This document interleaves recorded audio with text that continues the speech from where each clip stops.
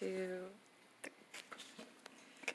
Hi, I'm doing a persuasive speech on human trafficking and slavery by Markeisha Samuel. Human trafficking has been going on for quite some time, but now, judging by news, it's all of a sudden a pandemic.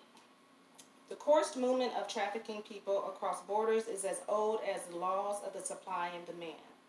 What is new is the amount of people being trafficked and the realization that we have done little to stem the tide. Over 100 million women and children are estimated to be laboring full-time and gone through the worst forms of child labor: slavery, commercial sexual exploitation, drug trafficking, or forced to be an armed soldier.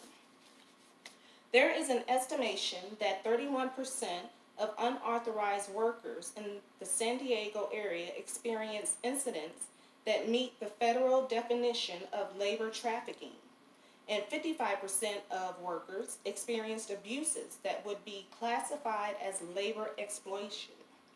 Amy Farrell. Demolish corruption. In the process of demolishing corruption, since law enforcement do not have better information on perpetrators, efforts to deter trafficking will remain limited.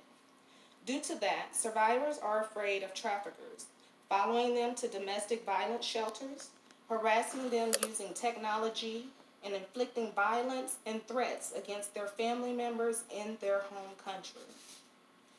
Victims fear police, fear of being deported, and providing information about their exploiters out of fear of retribution of further labor trafficking are being deported.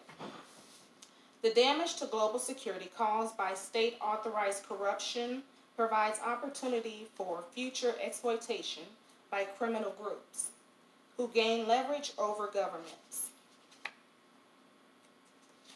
Providing secure emergency shelters and long-term transitional housing are the greatest needs and the greatest challenges, but with dedicated bed space would provide roofs over their head.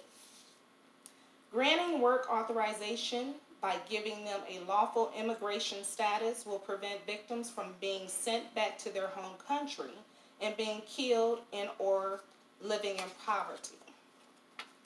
Disgusted by humanity?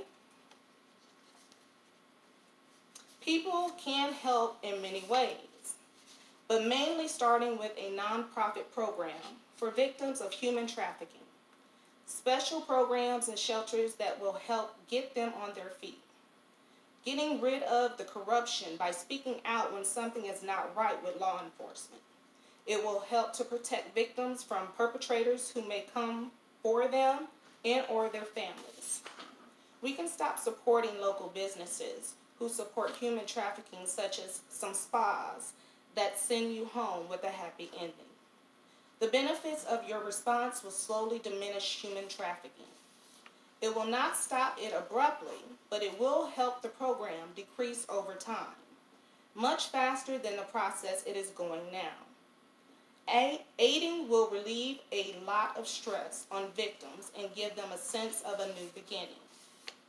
It is not an issue that smacks you in the face due to no one talking about it, but it does not make any less of an issue to resolve as soon as possible. Women and children will not go through the worst forms of child labor, including slavery, commercial sexual exploitation, drug trafficking, and forced to be an armed soldier, if we can come together to end corruption. Citing works: Osita Agbu, Corruption and Human Trafficking, the Nigerian Case of West Africa, Review 4.1. Amy Farrell et al., Human Trafficking for Labor Exploitation, Transnational Crime and Global Security.